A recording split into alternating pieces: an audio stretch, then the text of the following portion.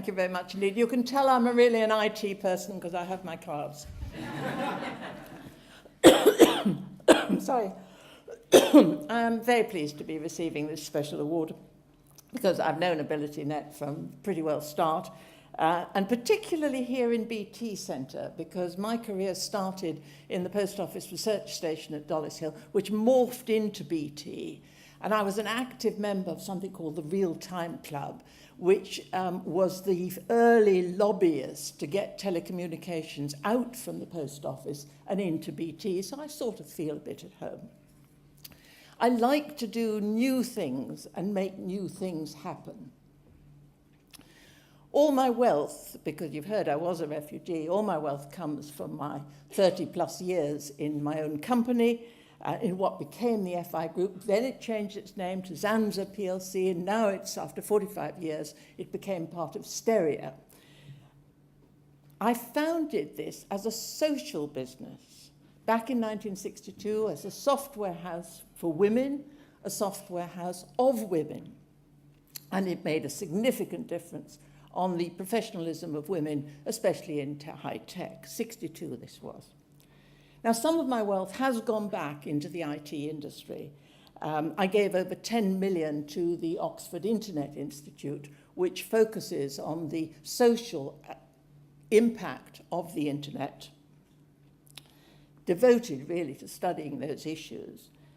And 5 million to the IT company, Livery Company, which you've heard of earlier today because it sponsored the Volunteer Award. And that IT company has been working alongside AbilityNet.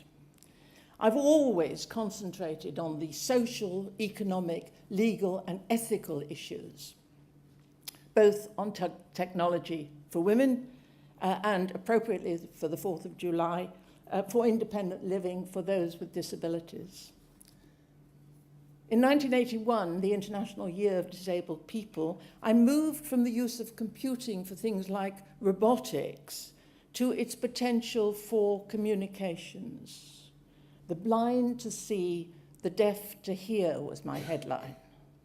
And also in guiding people with autism into understanding and so a better quality of life.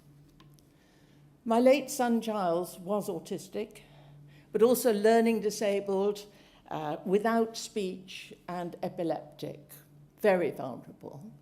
But he really inspired me to donate a lot of money to the autism sector itself.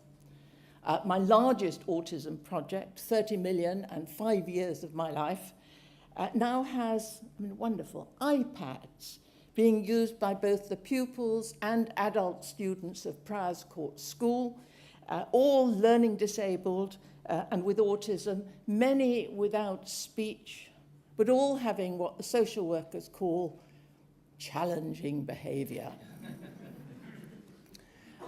One of my early projects was Autism 99, the third ever virtual conference, the first in the disability field. The idea, which seems obvious now but wasn't then, was that the internet could be used to bring together people of specialist knowledge of autism from all over the world at a fraction of the cost and inconvenience of a conventional international event. And that online conference was a spectacular success. 65,000 people, research scientists and those with first-hand experience of the disorder from 114 countries, some so I had to get an atlas out to find where they were, very small places.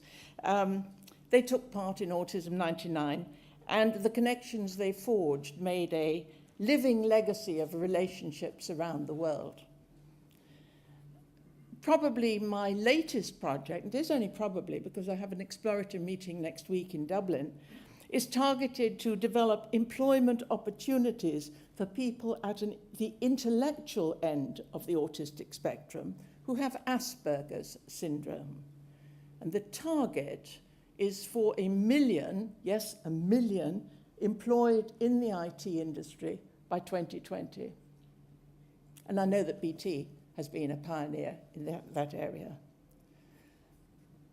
Much to everybody's surprise, I accepted an invitation to serve on the board of the Atomic Energy Authority, including when it privatized. And we used to speak about nucleonics as an unforgiving technology. But technology is neutral, neither good nor bad. It's the use we put it to that can make it technology for good. I try always to remember that technology does not drive change, it enables change. Ladies and gentlemen, my sincere thanks go to the Pan Disability AbilityNet and also to BT for its help this afternoon. I'm honoured to receive this special award, and thank you all. Where's my award gone?